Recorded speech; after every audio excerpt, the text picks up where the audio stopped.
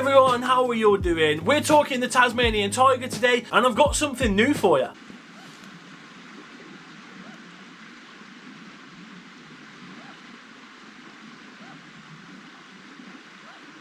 Is that potentially the sound of an alive Tasmanian tiger? Now, if you're new here, I've covered the Tasmanian tiger before, so check out the playlist. It's like in the corner or something. And to be totally honest with you, since Neil Waters and the Tagoa crew posted their pictures way back in like February or March or something, there hasn't really been a lot of information thylacine related. Well, that's up until recently when I was told about this potential thylacine audio footage. Now, historically, there are only like 10 or 12 video recordings of the Tasmanian tiger. And as far as the audio goes on those, there is none. There is no recording of a Tasmanian tiger's vocalizations. So the only thing we've actually got to go on is what people think they might have sounded like through maybe word of mouth of people that lived in that same time and who think they may have heard them. That's all we've got. So I don't really have a comparison to do a side by side of what they sound like. I mean, that would be great, but I don't have that, annoyingly. But in the years gone by, it said that the Tasmanian tiger made a sort of yipping sound as well as like a dry coughing bark sound,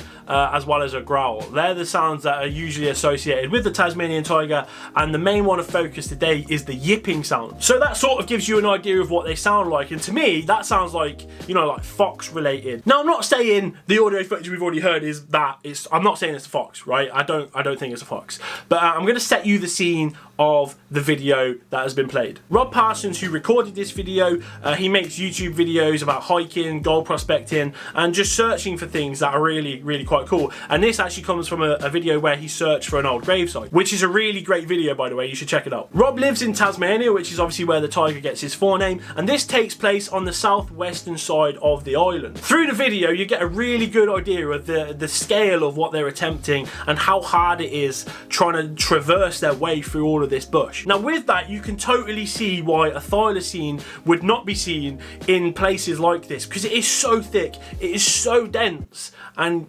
I mean, anything could go missing there. So we get to a point in the video where the boys turn in for the night. It gets to like 3 AM in the morning, and Rob hears something, so decides he's going to start recording it.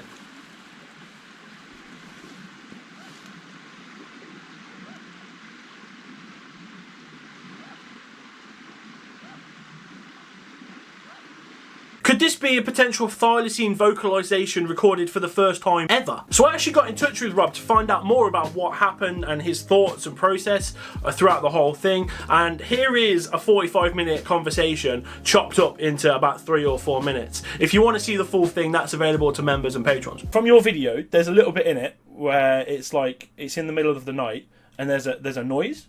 Yeah. So can you tell me like what was going through your head at that time? What was like happening? What did you think was going on? I was sound asleep, and it was like 3:30 in the night, and I was woken up by this really strong barking that was coming from across the river. First thing, like, I had my GoPro right next to me, so I started recording, and it was inside the tent, and then it was going, and it was getting a little bit stronger, and then I thought, I've got to get this outside just so that the audio is a bit clearer. And I unzipped the tent and it stopped. Because I know in the video you said, did you hear the thyla last night? Do you think that's what it was? I hope so. Yeah. But there's a possibility that it isn't, obviously. What was going through your head at the time? Were you thinking like, I could be one of the only people that's ever heard this sort of thing? Or No, not really, because Levi, the guy who I was with, we have talked about like hearing things when we've been camping. Yeah. Because something that sounds quite like a thylacine, or what a thylacine should sound like, is a sugar glider possum. But I have heard them before, and I've heard them when I've worked on certain rivers, like throughout the day, and it kind of sounded different to that. Yeah. And it was just so much deeper. I think I've probably heard sugar gliders like 3 or 4 times, and the reason with this one, because it was over the other side of the river and the bark was projected directly towards the tent, and it was just so much stronger. Like, it felt probably 5 or even 10 times stronger than a sugar glider bark. Yeah. That's why I was kind of like, man, like, that could actually be. In Australia or Tasmania, is it like a general consensus that people think they're still around? Do people think they see them? Or is it an urban myth now? I think that everybody wants to believe that thylacines are still around. And because Tasmania is so big and so wild, and the majority of the southwest is inaccessible, there is a high possibility that they could exist and no one would know. I don't suppose you think you've ever seen one before? Personally, I haven't. I've got older friends who swear that they've been very close to them. Haven't personally seen, but there's a certain smell that they give off. And also one of them has like a turd. I don't think he's had it tested, but it's like a pretty big turd with the classic twist in it. Yeah. Which is a characteristic of thylacine. See, I've never been to Tasmania. You say it's massive. I've seen your videos where it looks like very untouched and stuff. Like down that way towards the Jane River and I suppose further southwest. How inaccessible is it? Is it like as remote can get? Yeah, the only way to see those areas really is to chop up, or you can use the rivers and pack raft. I mean, that's how inaccessible it is. You can't do a lot of it on foot because you're just talking about too much thick scrub, and also you just wouldn't be able to carry that much food. Like, I mean, if there's going to be thylacines anywhere, it's definitely down there. Do you know of the Thylacine Awareness Group of Australia? Yeah, I used to be part of it, but Neil Waters kicked me out for disagreeing with the photograph. Did you see this year his pictures? Yeah. What was your thoughts? That was heartbreaking. Yeah, it was, wasn't it?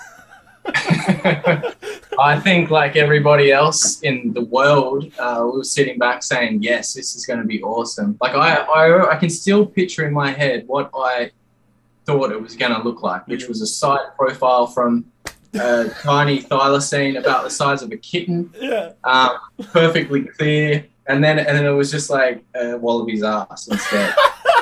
So that was my conversation with Rob. Now, with this thylacine stuff and general out there topics like big cats in the UK, Loch Ness monsters, and all that sort of crypto stuff, you get to meet some quite fruitful characters, you know, people that they'll argue the grass is green, people that are quite quirky, and Rob was not that. Rob was a normal person. He was just a nice, honest lad. We had a good conversation, and at no point did I think this guy's mental. He's just a normal person, right? And he found something to be quite interesting. He didn't try to force the thylacine narrative. He was quite open and honest about it, and he even openly admitted that there is another thing that does sound quite like this.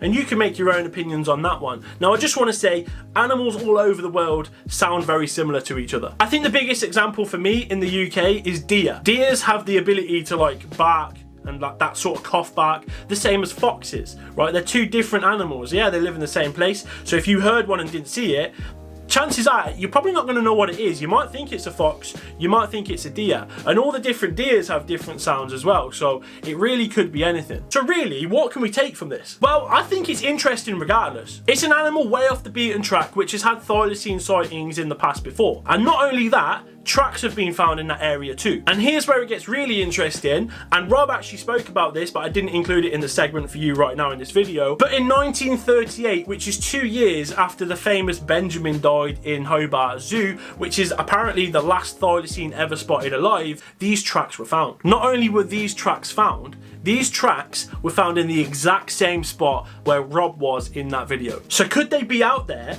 And did Rob capture the voice of a Tasmanian tiger? I think at the end of the day, it's all going to be opinions. We've got no definitive answer, and who knows really. But I think there's more credibility in a person like Rob, maybe more so than others out there. Congratulations, everyone.